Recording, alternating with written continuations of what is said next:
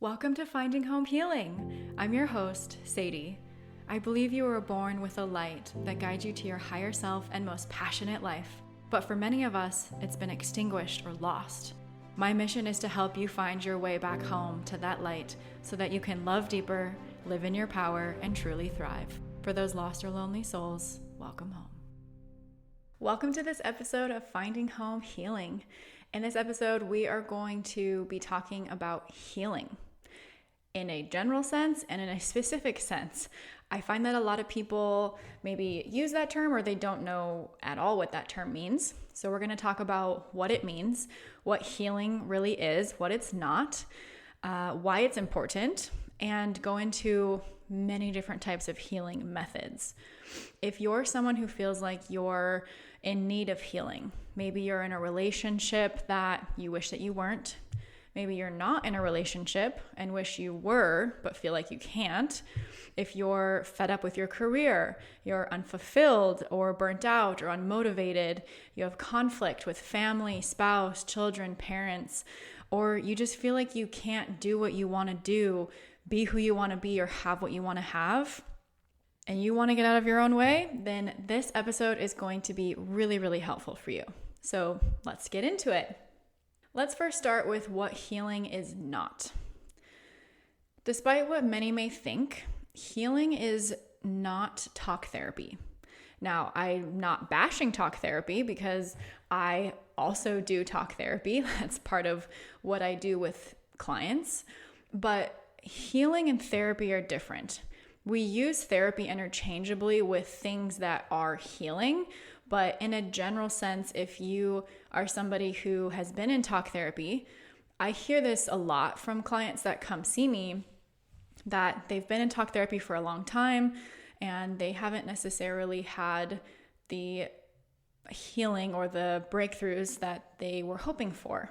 And again, nothing against talk therapy. I think that it is super valuable and very important in many categories and contexts. But I'm talking today about healing specifically and wanting to get into what that really means and how to use it to your advantage. If you're in any of those situations like I just described, or in something similar to it, or you feel like you're blocked in your life, more often than not, something like talk therapy can help you externally process, but not everybody's an external processor. Sometimes people are internal processors, and external processing is only one form of releasing that, even though it's releasing, I wouldn't necessarily lump it with healing. So again, not bashing talk therapy. I love it. I use it. Totally respect and appreciate all of the world of talk therapy. It's just not what I'm talking about here today with what I mean by healing. Also, healing is in itself something that you can't really see. It's not the most tangible thing. It is not something that is obvious to the naked eye.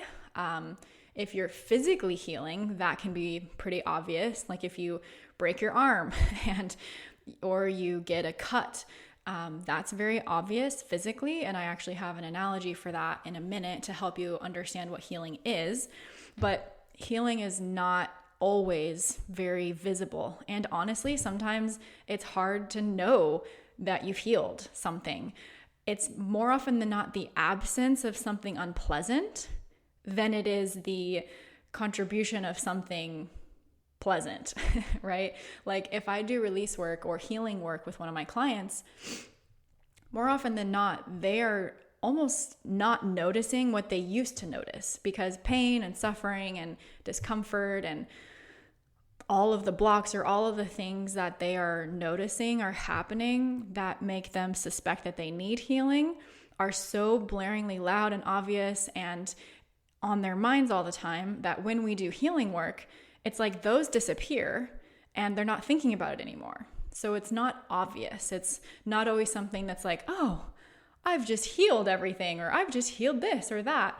A lot of times it's the absence of something bad being there that will indicate that there's been healing present. Healing is also not just sweeping things under the rug. It is not, avoiding things. It is not denying. It is not runner's syndrome where you just run away from your problems, or you run away from your pain, or you numb out from your pain using distractions or addictions or like the list goes on and on. Healing is not ignoring things. A lot of people cope with their pain or their suffering by doing those things. They run away, they avoid, they deny, they ignore. I've done all of those things. I will 100% admit that I've been that person, and I know a lot of people who do that. But in my opinion and in my world, and in the world that I show to all the clients that I work with, that's really not the way through to a happy, healthy, fulfilled life. The way to that life is through healing. So whether this concept or this idea is new to you or it's not new to you at all, take this either as validation that you're on the right path if you are doing healing work, or as a sign or information for you to potentially look into what that might be or mean for you. So healing is not those things that we talked about. What is healing then? What does it mean? I thought about this for a while, because explaining something that is so etheric and invisible to usually our naked eye, it's hard to describe. So I wanted to use an analogy, like I said before, with having a cut. If you cut your arm or your finger, eventually your body will heal it, okay? There's a wound or an intrusion or a separation of your skin. In that example, you bleed, and then immediately your body starts to go into a process of healing. How does it do that? What is that? There's this innate force. There's this force that you don't really have any control over per se when it comes to like healing a cut, that begins this process to transform something that had damage or something that had a trauma to it, like your skin had a trauma, right? It has damage, the skin is separated, blood is coming out. That's not like the quote unquote best way to exist, because you will die if you lose all your blood, right? If your cut's big enough, you can bleed out to death. So your body already has access to this force, or not even a force necessarily, but just this essence that it tunes into, it taps into, and it begins the process of healing that thing. Now, we as people often have to do things to aid that along. We need to disinfect it. Depending on how big the cut is, we might need stitches. We'll probably have to put like an antibiotic ointment over it and cover it, let it breathe, let it get some air, and then cover it some more. It depends again on the severity, but when you have a cut, that's what's happening. There's this invisible essence or force that is coming to the rescue, if you will. Healing from a mental, emotional, spiritual, energetic, and a lot of times physical standpoint requires a connection to whatever that force is. It's necessary to get connected to a different mindset or a different world or a different paradigm, a different perspective that allows whatever damage was done to, in some senses, be reversed, or to be given different elements to it. Like, again, going back to that analogy of a cut, your body is sending messages. It's sending neurological impulses to that part of your body to send your immune system to that part so that it can start repairing the skin. It's building new cellular structures, and it's literally putting a scar over your cut so that your body's not exposed to the outside. That's similar things that happen to us internally with our mental, emotional, spiritual, energetic wounds. We've gotten cut, or we've gotten punched, or we've got bruises, or we have separated parts, like pieces of a puzzle. Our soul or our energy field can sometimes break and shatter, like as if it were glass. If we've had a traumatic experience, or many, I find that a lot of times energy fields and emotional bodies that go through trauma like that, they are shattered, or they have these fragments that I sometimes analogize to being like a puzzle piece. Like if you're whole and healed energy field, emotional body, and mental body were all healed and everything was fine, you would be a complete puzzle. None of your puzzle pieces would be missing. But when you go through hurtful experiences or damaging experiences or fear or anger, sadness, hurt, embarrassment, any of those types of experiences and many others can tear apart your puzzle and can rip pieces out of it and leave them either along your timeline in these different events when they happened, or people who were involved in those events can hold on to them knowingly or unknowingly, or you could have given them away to either people or circumstances knowingly or unknowingly. I find a lot of people that have like the victim mindset or victim mentality, they are missing so many pieces of their puzzle. They do not have all their pieces to be able to be a full and complete consciousness and person and being in order to act in the ways that somebody who maybe doesn't have a victim mentality would. And I know this from personal experience.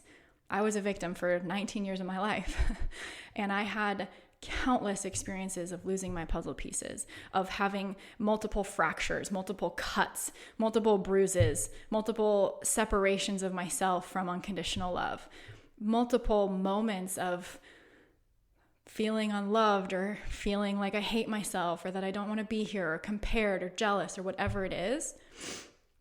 So many of those experiences will create a fragmented, I call it a fragmented person. They're missing a lot of their puzzle pieces. And so the process of healing is not only bringing those pieces back to oneself, but it's cleaning those pieces.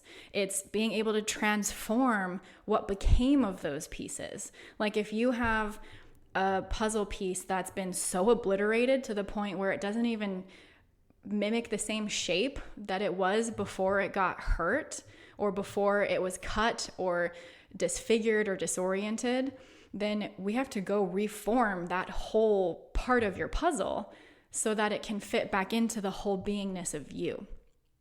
Okay, and again, this is an invisible type of process, which can make it more challenging for some, but also when you really feel into it and tune into it and let yourself receive this idea, it does kind of start to make sense after time.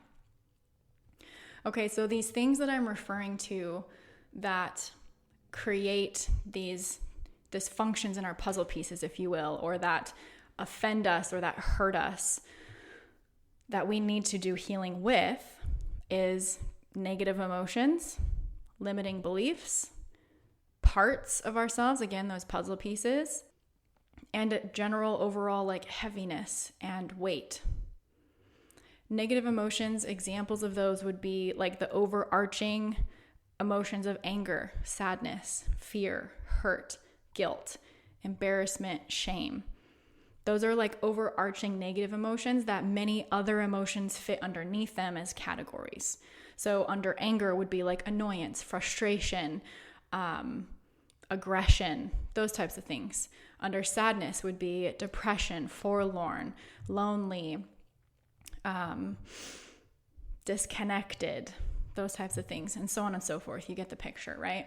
So we often accumulate negative emotions over time through our timeline, and we have experiences with different people or different events that those negative emotions can sometimes get stuck in our unconscious mind, and we begin to live in alignment or in accordance with those negative emotions, and then more keep piling on. So let's say that you had a root event of anger when you were 2 years old.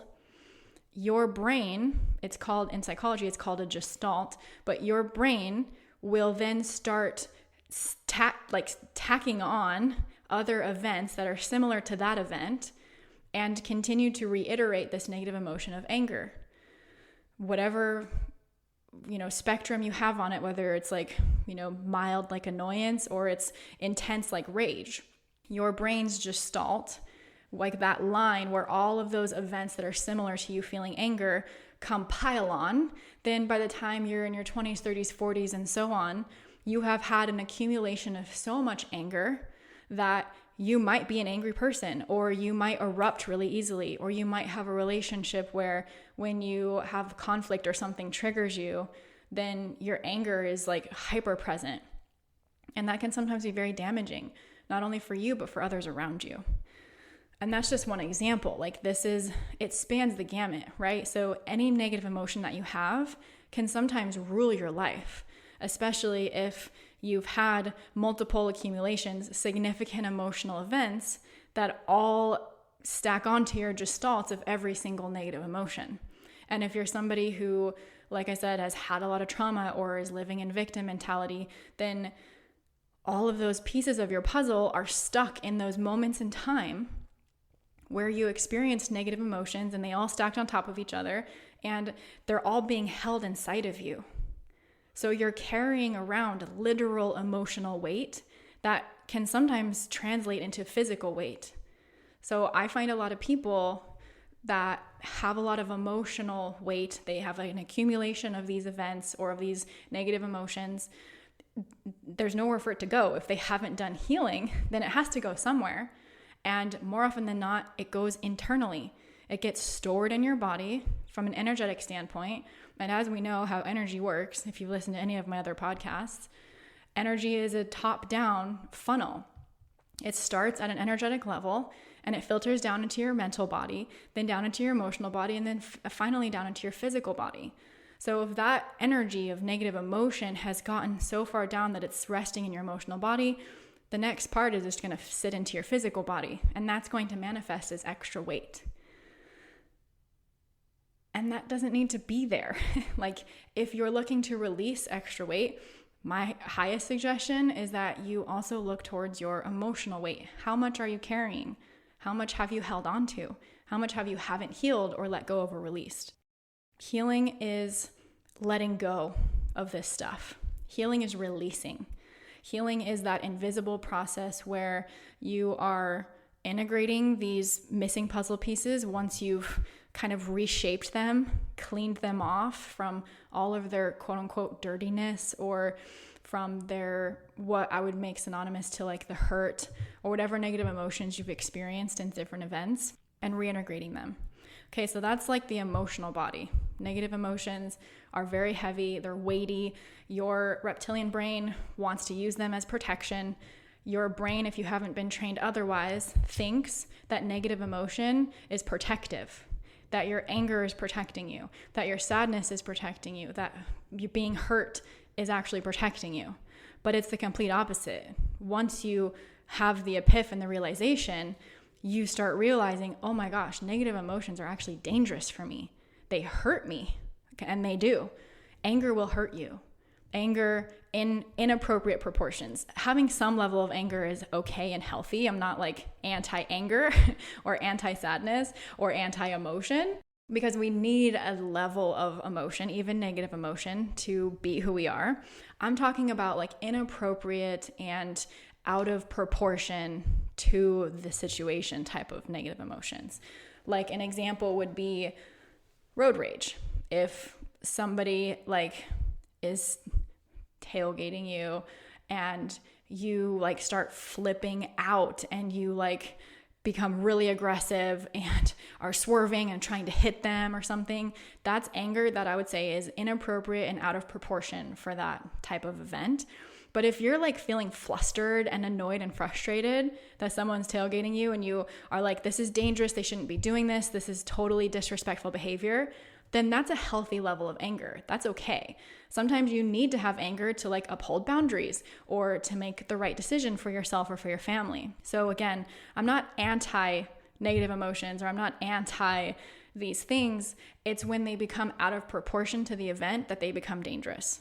And when your body is holding on to them in a way that's not serving you anymore. Sometimes negative emotions can really serve us. In some ways, they can help us.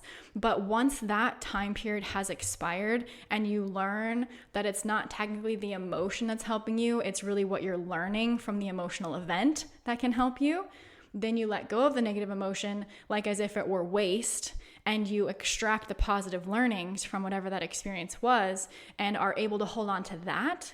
so that anytime in the future, if what had happened in the past were to happen again, then you have a learning to go based off of that's a little bit more intellectual, logical than it is like deeply negatively emotional. Hopefully that's making sense so far. In addition to negative emotions, when we're healing stuff, we also have to look at our limiting beliefs. Limiting beliefs are more in the mental body, okay? They're existing in our mind as things that we think are real or true that are not, or that are limiting, aka the title limiting beliefs. Things like, I'm not good enough, or I can't do it, or she's too good for me, he's out of my league, I am not as smart as her, I can't do this the way that they all can, I'm unworthy, I don't deserve this, I'm not capable of loving somebody like that. All of those are examples of limiting beliefs, and they show up in lots of different ways. In NLP, specifically in neuro-linguistic programming, that ideology or that doctrine of psychology, that branch of psychology, teaches you all about this stuff. So if you're interested in it, I would suggest that you learn more through that method. That's how I've learned a lot about this. But limiting beliefs are those that are keeping you limited. They're keeping you stuck at a ceiling where you can't break through, where you don't really believe in yourself. Maybe you have low self-esteem or low self-worth. You have what we call schemas, like these ideas like I'm a failure, or you subjugate yourself, like you are a people pleaser or the peacemaker. You wear all of these different identities due to certain traumas that you've had in the past, or due to ways that you think that you are, or ways that you think that you should be, or ways that you've learned to be in order to survive, right? Like all of these maladaptive techniques or ways of existing and ways of surviving are oftentimes hurting you, and we require healing for those things, okay? In addition to negative emotions, limiting beliefs, I also find that a big category that requires healing is unforgiveness, or rather that when we forgive, that's a form of healing, which I'm going to get into different healing methods in a moment. But right now I'm still trying to explain what healing really is. Healing is going from one state to another. So for instance, with unforgiveness, healing would be like going from unforgiveness, holding a grudge, being angry with somebody, really hating them for some reason. Maybe they wronged you and you're holding on to that hurt and that anger and that betrayal. Healing is being in that place and then shifting to a different state where you forgive them. You let it go. You're not holding on to the grudge. You're not feeling that same level of activation that you did when you felt betrayed. You'll still remember the event. You'll remember what happened, but you won't feel connected to the activation of that emotion anymore, or to the emotion of that person is untrustworthy. That's like a limiting belief.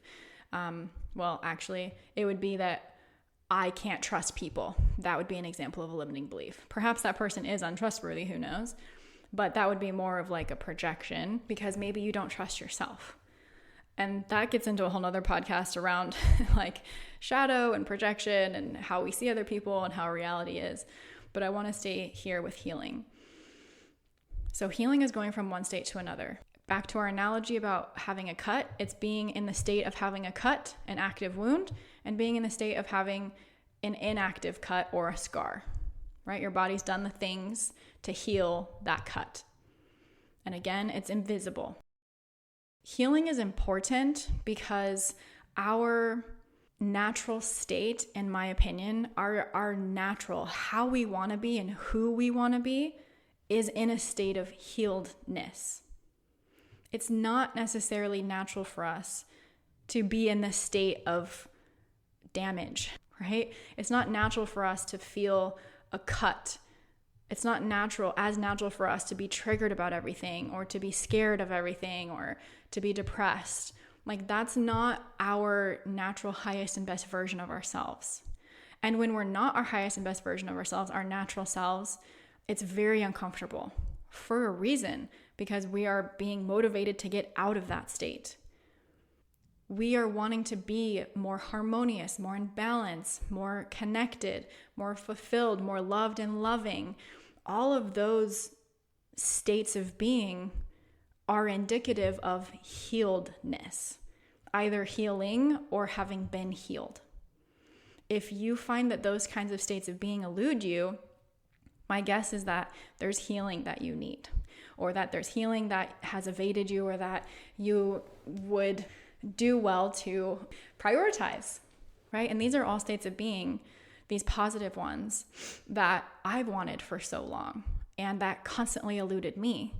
And I had to go down a long, long healing journey and a long healing path in order to actually genuinely resonate with those feelings, with love, with connection, with calm and peace, with balance and clarity and passion and purpose. That's how I'm able to do this podcast and this episode here right now, is because of all of the time and energy and effort I've put into the healing process. That can be for you too, whether you're on your healing journey already and you've started it, or you're in the middle of it, or I don't ever believe there's an end to it, but if you're evolved along the path, all of those phases are welcome. If you've never even heard of this before, I'm very excited for you, because this can revolutionize your entire life.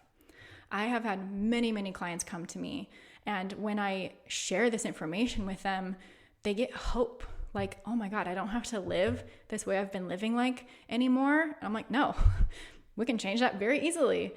We can change whatever limiting state you're in like that. And I don't say that to be frivolous about how intense trauma is. I've had a lot of trauma. I don't say that to be frivolous about the fact that I don't take negative emotions or limiting beliefs seriously. I do. I very much do. But they're a state of being that's so easy to change, just as easy as being hot or being cold. When you turn on the AC, boom, you're cold. When you turn on the heater, boom, you're hot. You can change your state that easily. There's a lot of different ways in order to do that, which I'm going to go into right now, but I still want to drive home this point of why healing matters and why it's important for you. It can change your whole life. It can help you have harmonious relationships. It can help you be in the relationships that are right for you. It can help you get out of relationships that are wrong for you. It can help you find your path with your career and make a lot of money and be very abundant doing things that you love and that fill you up, that you're excited to go do, that you don't wake up every morning dragging your feet and being like, oh, I have to go to work today, or having what some of my clients say are the Sunday scaries. You don't have to experience that anymore. You can be fully in alignment with who you are, doing what you love, loving all the people around you, having a great life, feeling really filled up and excited and passionate. That's your natural. Like, that's where I want all of us to be.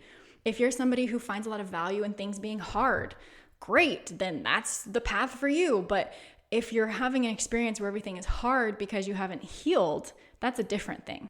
If you're having an experience where, your job is hard, or your relationships are full of conflict and there's just not a lot of resolution and peace, there's probably healing available to you. I wouldn't say that that's something that would maybe really satisfy you or fill you up unless you're somebody who really loves conflict, which I have met people like that, and that's okay. If they want to love that, they can love that. Anyway, I digress. Healing is very important, okay? Another benefit of healing is feeling lighter. I get that feedback from my clients a lot. I was actually just doing an intense rapid transformation process, healing process with one of my clients. Was that yesterday? Yeah, it was yesterday. And, we were doing a whole forgiveness process with everybody in her family, which I do with a lot of people, because a lot of times our puzzle pieces get taken or removed from us due to family experiences at young ages. But she was going through the process, and she was releasing through her tears and feeling a lot of weight come off of her and having a totally different state change. Like in the beginning, she has a lot of this embarrassment or shame and disconnection and sadness and hurt around her family. And by the time we do our forgiveness, she's like, oh, I really want to connect with my siblings. I want to have a better relationship with my parents. That feels really good for me. And it's like, that's not what she would have said in the beginning of our session. And even though, again, it's invisible, there are very real outcomes or ways of being that are totally different in your state change once you've gone through healing.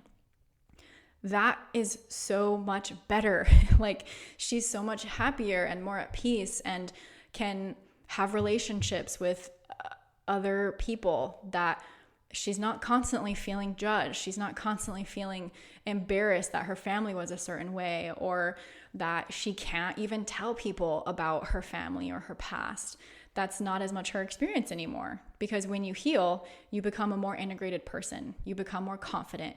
You heal these wounds. You heal from trauma because you're letting things go, you're releasing things, and you're having that like invisible force power come work on you and get rid of the old, sweeping out the old and bringing in the new. Okay? Hopefully that's making sense to all of you. I want to shift into discussing the different healing methods that I personally know exist. I have a lot of experience with healing methods because I've done all of the ones that I'm going to explain to you today. There's a long list. I have in my notes like maybe 30 or 35 different methods for healing. And there's tons more. Like, I don't know everything. I haven't tried everything. So if I mention anything, or if I complete my list and you're like, wait, there's this and there's that, and I've tried this and that really helped me, that's amazing. I'd love to know about what it is. So reach out to me some way. Go to my website, findinghomehealing.com, send me a message and let me know, or comment on any of my social media channels. I'd love to know. I'm always interested in new healing modalities, not only to recommend to my clients or to learn myself or to try myself, but to just know exist, because it's so interesting and fascinating for me. Healing is so important and amazing. I am such a advocate and proponent for healing because it has changed my whole life. You would never recognize me if you knew who I was before I went down my healing path. And it's incredible. Like, the way that you can be pre and post healing is night and day different. So let's get into some of these methods that you can either look into and try if any resonate with you, or that feel like, you know, you'd want to get into. Some of them I'll go into a little bit more depth than others just for time's sake. But if I say it and you're like, oh, I really want to know what that is, please look into it. All right. First, I'm going to start with some of the like energy and emotional healing methods or modalities. These are the invisible ones. And then I'm going to go into like physical healing modalities. These are more things that have to do with like the physical body. They're still somewhat invisible in the sense that how you know you're healing is not so visibly obvious like a cut or a broken arm, but it's stuff that has to do with your physical body. And these first things I'm going to mention have to do with your energetic, emotional, mental body. The first one is something that I think that a majority of people who know about healing potentially, or energy healing, would be familiar with or would recognize. It's called Reiki. It's a type of energy healing that comes from, I believe it's Japanese. I am personally not a Reiki master or a Reiki practitioner, but I have had Reiki done, and I do believe it's very powerful. I think it's a really amazing way to help heal your energy field. And like I mentioned earlier, to do all these things where you're releasing negative emotions, even from the body. Like I said, your physical body can hold on to negative emotions and store them physically in your organs, in your muscles, in your nervous system. Like, the manifestation of physical disease is really you being in dis-ease. Dis-ease. That's a mental, emotional, energetic problem most of the time. Not every single physical manifestation of disease is mentally emotional, but the psychosomatic connection is so strong and so powerful that if you're having physical symptoms, more often than not, there's a mentally emotional component. Whether it's causation or correlation, they are related, okay? So any physical ailment that you're having, a healing method that's emotional, energetic, mental will probably help you. And if you know that already, great. Hopefully you'll learn something here in this list of healing methods that maybe you haven't tried and you'd be interested in trying. Okay, so Reiki. Another one that a lot of people I find are familiar with is EMDR, eye movement desensitization reprocessing. It's a form of therapy for trauma where you are recounting a traumatic event and you're doing different eye movements. I also did this one. I wouldn't say that this one was the most impactful for me, but it was super cool and it did help. It definitely got through some of my layers. Oh, that's another thing I wanted to make sure I mentioned is that healing happens, in my experience and in my opinion, it happens in layers. We don't just go through one healing experience and then boom, we're done and everything's better.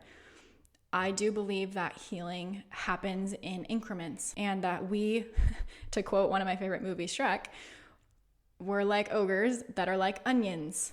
Okay, we have different layers and we need to peel back different layers in order to get to the core, either the core problem or the core part of who we are. So I tell all my clients this, like when we do healing and release work, inner releasing or emotional healing work, mental healing work, letting go of limiting beliefs, switching them, changing them, letting go of negative emotions, reprogramming the unconscious mind. When we're doing that, that doesn't necessarily mean that you're just going to be fixed forever and everything's hunky-dory. There might be another layer that shows up. We've released and let go of one of the outer layers, or maybe it's an inner layer, and then by the time you know it, maybe another layer shows up. Maybe it shows up days later, weeks later, months, years, decades later. It doesn't matter. But I don't want there to be an expectation that healing one time is done. This is a lifelong process, just like going to the gym. You don't go to the gym once and are like, oh, I'm the most fit person in the whole planet. I went to the gym one time and I'm amazing. I mean, good for you for going. But working out and keeping your body physically fit is a lifelong commitment. It's the same thing with healing. We are constantly getting transgressions. We are constantly receiving damage or getting damaged or having these quote unquote cuts and having puzzle pieces removed or taken or given away, like we give our power away. Anytime you have a fight with a spouse or a family member, friend, anytime there's conflict, anytime there's literally anything happening, you are having a moment that may require healing. So the better and better that you get at release work and the better you get at pinpointing what the problem is and where you're hurting or where the wound is, and then having a target way to go heal that wound, then that's going to make you more powerful to live in a state of more healedness and more healing more often. I would say that that's something that I've learned on my path that I still continue to learn. I haven't mastered it yet, but I've done so much healing work and I've experienced wounds from A to Z. I've experienced so much different types of trauma and I've healed a lot of those different types of trauma. And I continue to peel back my layers and heal more. Like sometimes I'll just randomly cry thinking about a memory from the past and I have to let it out and I have to do my processes to heal and to let it go. And then I do, and that heals another layer. So it's a really powerful thing to do. That is what makes you a powerful person and what helps you stay in this state of healedness more frequently. So it's not like, again, that you just do one of these things and it's done and over with forever. It's a continual process to keep in mind and to keep doing. One that you probably haven't heard of, but maybe you have, is the ancient Hawaiian way of energy healing called Huna. This is taught specifically by one of my teachers, Dr. or Kumu Matt James. And the ancient Hawaiians were very wise. They were incredible, actually. I admire them deeply and their culture. And there are a lot of ways in which you can heal physically through the energetic healing methods and processes called Huna. If you're interested in that, I'm a Huna practitioner, and there are many others that exist as well. Huna is really powerful, again, to do all of these things that I'm talking about, to energetically help you break your blocks and release negative emotions, limiting beliefs, all of that stuff. Another one is MER, mental emotional release. A common word for this is called timeline therapy. Mental and emotional release works with your timeline and helps you pinpoint the root cause of a negative emotion or limiting belief and helps release it, transform it, change it in some way, shape, or form that is beneficial to you and that helps you accomplish whatever it is that you want to accomplish with that negative emotion or limiting belief gone. So this is also correlated to Gestalt therapy, if you've heard of that. It's really this process of recognizing and understanding that your unconscious mind stores memories, and if they are stored in a certain way, like I was mentioning earlier in this podcast, where if you have a root cause event of anger and then all these other events accumulate onto it or accumulate along your timeline, then we need to go release that anger, preserve positive learnings from that experience. Like, what could you have learned from that experience? Shift your paradigm, shift your perspective, let go of that emotion, and then be able to move forward and be on a different timeline. MER and timeline therapy are really, really powerful. They're ones that I use a lot in my process with another part that I'll mention down here, which is inner child healing. That's like a whole topic also, so I don't want to go too far into it. It is very fun for me to talk about, but I'll just give you a brief little thing here. We have different versions of ourselves living inside of us all the time. We have the higher self version of us. We have the current present version of us. We have the inner child version of us. And those beings all exist in you simultaneously. Sometimes your inner child version of yourself has been so wounded or has so much trauma that it can't really function. Like, my inner child has been so in the past, and I still continue to work on it and heal it, was so terrorized and so afraid that she was in this dark corner that she was almost like, my visualization and connection with her was like, she was like a rabid dog almost, like a very feral child that was in the dark, didn't want anybody to touch her or know she was there. She was incredibly scared, very, very hurt. Like, oh my gosh, it was really sad. And it took me a very long time to even just make a connection with her because she was so afraid. And I've had to have multiple healing practitioners help me reach her. But ultimately I have. And when you do, and you begin to do healing with your inner child, think of it like in real life, where if you've known a child that is really sad or depressed or hurt or, is feeling lonely, like they are so shut down, they don't have that zest for life alive in them. And when you see a child that is having that zest for life, that's playful and creative and imaginative and fun and funny and just all of these more like high vibrational states of being, it's so much more fun to watch them, and you're much more happy for them and like joyful, right? That's what the difference is like when your inner child has been wounded or abused or hurt or any of the like, traumatized, and what it can be like if you do inner child healing. More often than not, I combine timeline therapy or MER with inner child healing, because if we're going back to beginning events in one's life, and if it's in your belief system prior to your life, whether it's genealogical, like passed down in your family line, or if it's in your belief system that you have past lives, if it exists there, then there's things that we need to do to help your inner child heal, to help bring you into more integration and to more maturity. I find that if you have a lot of blocks and you're having these issues in your life, like with relationship, career, conflict, not having the life you want or living the life you want, there's an opportunity for your inner selves to mature and to be on the same team and to come together as one.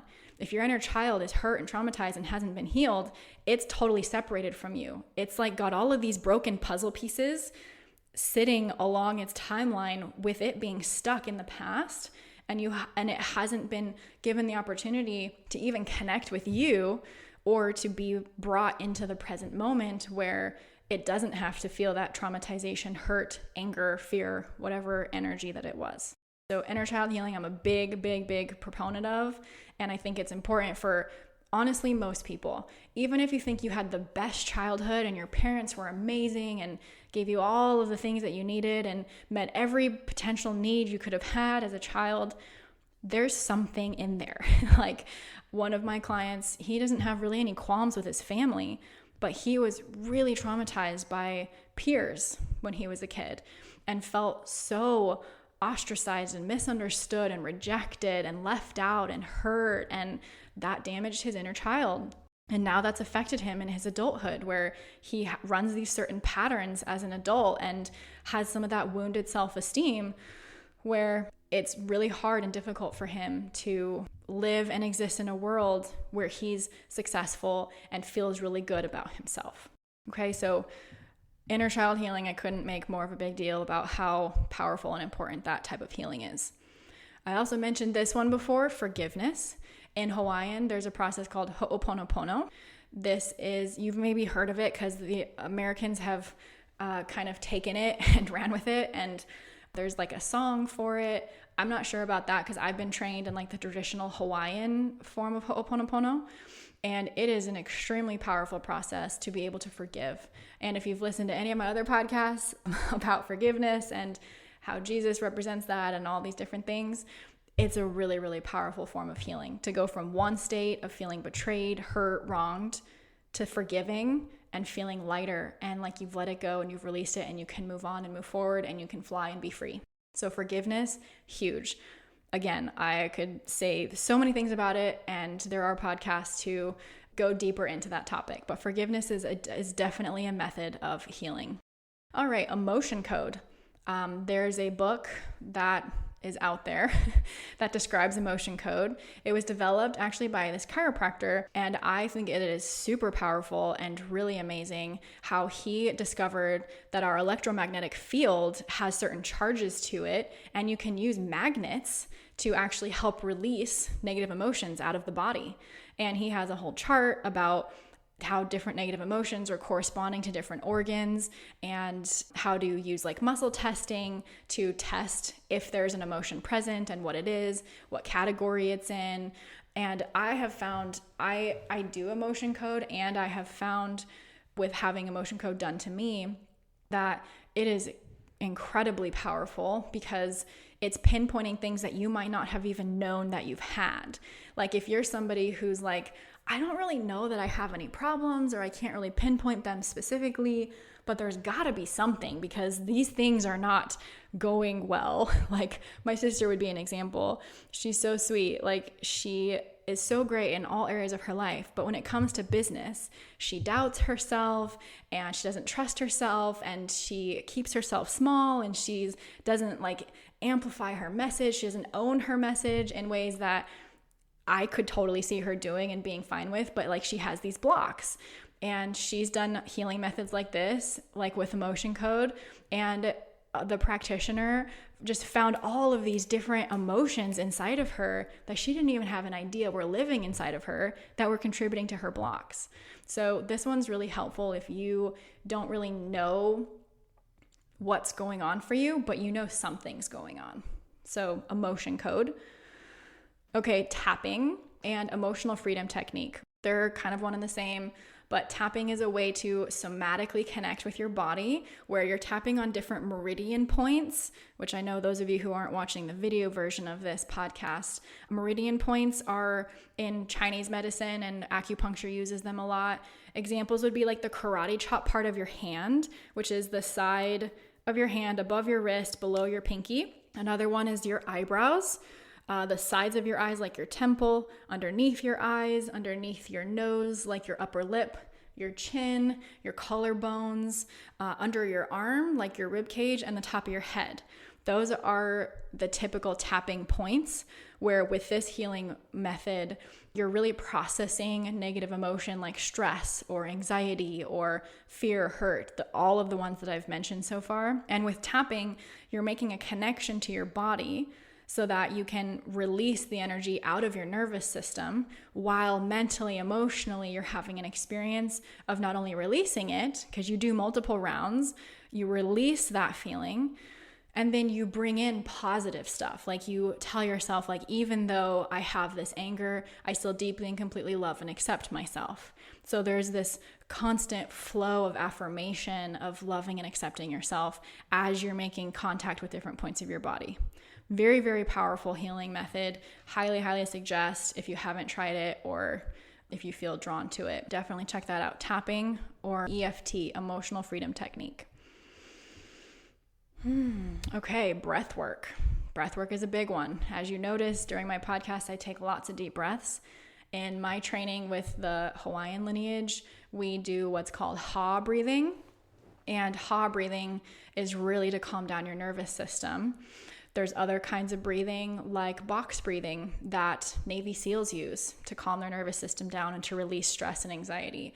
Or in like the Hindu religion, and even in yoga as a spiritual practice, not as like a workout, they do lots of different types of breathing, pranayama breathing. There's a more official term for what this is called, but I call it nostril breathing, where you're blocking off one of your nostrils, breathing in and out your nostrils in a patterned way. There's, Wim Hof, that's a very, very famous one, and can really help with releasing like negative emotions in your body and getting your nervous system more synced up, getting you more charged up, allowing your body to experience more and tolerate more than it ever has before. So that's really cool, and I'd highly recommend that if you've never tried breath work. Again, there's tons of other forms of breath work, but those are some examples. Ironically, and this is one of my favorite ones, there's been studies they've done in Japan around this next one where like they're legitimately bringing it into their science field because they're noticing such profound effects with it. It's called forest bathing. You may have heard of it or not, but this is one particularly close to my heart. I love being in the forest. I love being in nature. If you're a highly sensitive person, you know what I'm talking about, because anytime you're in nature, it is like, I can breathe again. I'm away from all the EMFs and the technologies and all the people and the sounds and all this stuff, and even cement. I had a really profound realization when I lived in Hawaii that if I'm around cement and asphalt for too long, I start to feel really stuck and not like flowing and not connected to myself. So I have to go into the water. I have to go to the mountains or the forest or by a stream or something to feel like I'm releasing the stress and tension and anxiety in my body that I accumulate in normal day-to-day life. So forest bathing, that's a really, really cool one. I'm going to go through some more of these that are more of like the energetic, mental, emotional, invisible kinds. These are all things that I've done, which you might think is crazy, which in some ways when I look at this list, I'm like, oh my gosh, I've done so many things. But that's part of why I'm on this path and in this life. So the next one is somatic experiencing therapy. I do this with clients. It's really a process of pinpointing different parts of the body where maybe there's pain or there's a noticeable problem, and you start connecting that pain to traumatic memories or events and do healing work with it. So again, the mind-body connection, super, super important. Unconscious belief system changes, that's more in like the world of NLP and what I was talking about earlier. There's a lot of different like NLP change techniques. Like one would be considered mapping across, where you're changing neurological pathways to have you have a certain belief, like I'm not somebody who can sleep well. You change your neural pathways to start believing, or to believe I am somebody who sleeps well, right? So it helps you re-identify with who you really want to be. This one's very common, meditation. Meditation can be a form of healing and even release work. If you've ever experienced that, I won't go too much into it. Sound and light therapy. This one's really, really powerful. Sound therapy, specifically, I'll say like binaural beats, really, really helpful for changing your state of being, like your brain state. I used to meditate with binaural beats so much to the point where I was able to go from like a high beta brainwave state, which is like conscious thinking and what we are in right now as you're listening to this and as I'm speaking. And I could drop down to theta, which is like deep, deep meditative consciousness. Not technically sleep, but you do go into theta when you're asleep.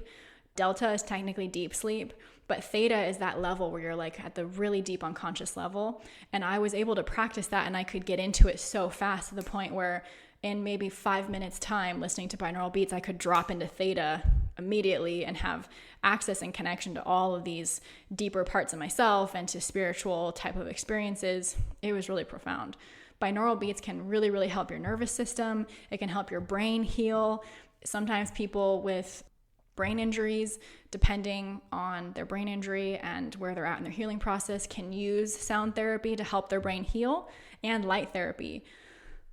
I've had so many experiences of my brain having problems due to like toxins. And I did have a pretty severe concussion in my early 20s. And I used light therapy to help heal it. And it was very profound. Light can sometimes be like red light, blue light. They're coming up nowadays with all of these different research studies and applications for how and when to use light therapy to help everything. So, okay, moving right along. The safe and sound protocol. This is really helpful for nervous system healing.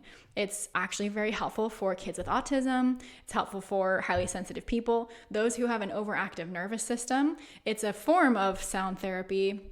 And I am not a practitioner of this. I actually don't know a ton about it, but I know the power of sound therapy and the connection with the nervous system. So the safe and sound protocol, that can be very, very helpful for that demographic. Something that was a creation that I was doing with clients, I call now soul surgery. It's a combination healing modality of doing parts integration and also with what I was describing earlier, that puzzle piece where either pieces are taken from you or you've given pieces away and they are destroyed or disfigured, disoriented, and we go through and we heal those pieces and we put them back in your body so that you are a whole and healed being. Soul surgery is really powerful. It's working at a spiritual, energetic, and mental, emotional standpoint, and physical, to be honest, actually, because like I said, a lot of our physical pain is from an energetic source. So soul surgery is really powerful. I do that with clients. You won't hear or see that really anywhere else because that's something that I kind of coined and came up with the help of one of my colleagues. So soul surgery, really powerful. Matrix re-imprinting. This again is something that is used concurrently with EFT and tapping, but it's a very powerful process to be able to pinpoint and find out what's going on in your energy body and your soul body and what to do to help it heal. Matrix re-imprinting, you can Google that, search that, look into it if you feel called to it. It's really, really powerful, and you would need to see a practitioner specifically to do that one. Just in general, spiritual experiences can be very healing. And what I mean by spiritual experiences, it could be something as simple as feeling the presence of God when you are walking through the forest, or going to church and singing. And in like the Christian version, like you're lifting up your hands and you're like really letting the Holy Spirit pour into you. That also can be very healing.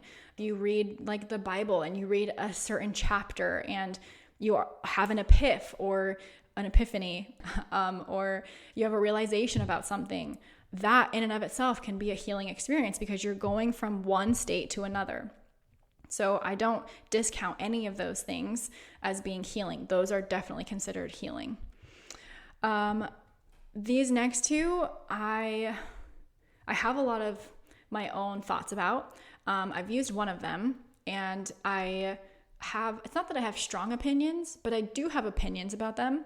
I don't think that they're wrong necessarily or bad. I do think that they should be used with discretion, that they are for very specific populations, not just for the broad general person. All of these other ones that I've described up until this point, in my opinion and experience, are very safe. There's no risk.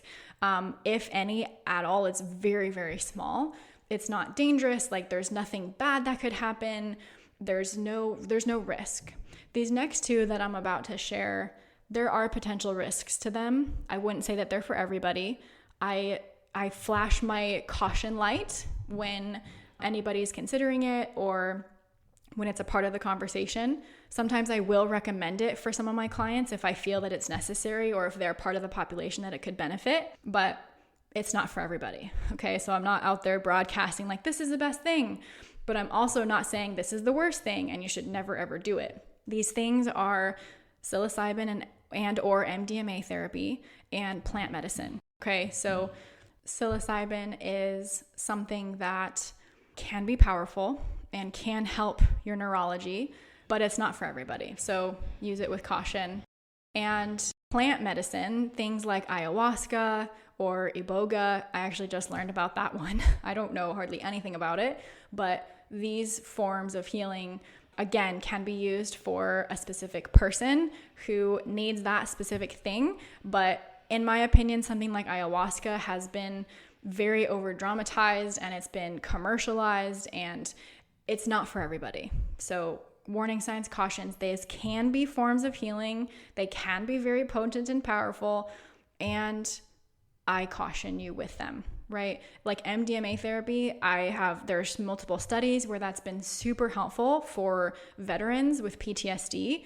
And I love that it's helping them. I love that that's a form of healing that's available to them, that maybe other things haven't helped them. But again, it is not to be used without proper guidance and facilitation and intention, okay?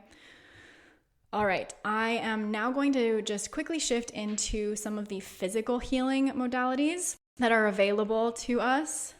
These are things that you've probably heard of, like chiropractic, and there's tons of different branches of chiropractic, so I'm not going to go into each one, but there are a lot of things that chiropractors do that can be very physically healing and mentally emotionally healing. Things like acupuncture, massage, functional and naturopathic medicine, IV therapy, homeopathy, hydrotherapy like cold plunging, craniosacral, herbal medicine, things like tinctures, or like the Chinese use herbal medicine a lot. That's what made me think of that. Eating a whole foods diet, that in itself can be very healing if you get away from processed food and junk food and food with lots of sugars and all of that. And organic food, getting away from pesticides and herbicides.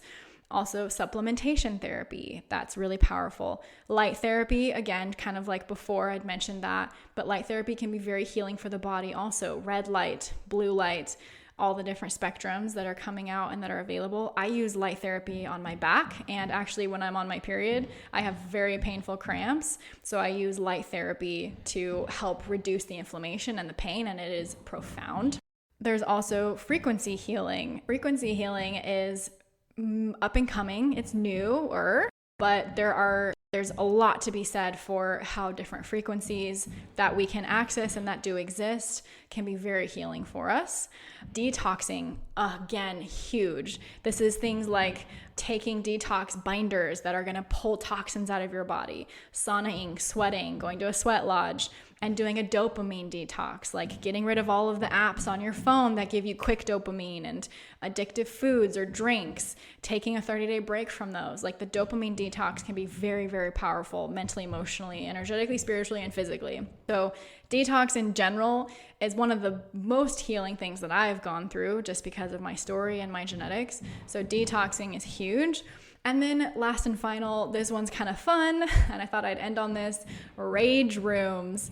If you've ever heard of rage rooms, or if you haven't, I'm glad you're hearing about it now. Rage rooms are a place where you can go and you can just beat crap. Like there's TVs and mirrors and like all these things that, you know, are technically considered trash now. Like people aren't using them, but you can go to these rooms and you can hit them with bats and you can just get your rage out. And I think that's actually very healing for a lot of us because we're taught that anger is bad or wrong, or that intensity of emotion is not to be had.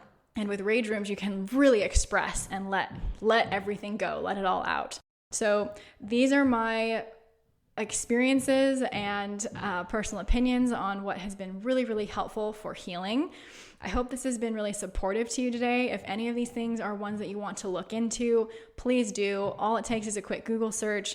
You can also reach out to me, get in touch with me if you want to work with me one-on-one at findinghomehealing.com, or be a part of my women's circle, or take the HSP course. All of that's available to you. There are lots of healing modes and any and all of those options. And if not, obviously just a quick Google search can help you learn more about this stuff. And I wish you well. I hope that this has been informative for you and that you go now to your path, through your path, feeling more empowered with healing options that are available to you. Thank you for tuning in. We'll see you in the next one.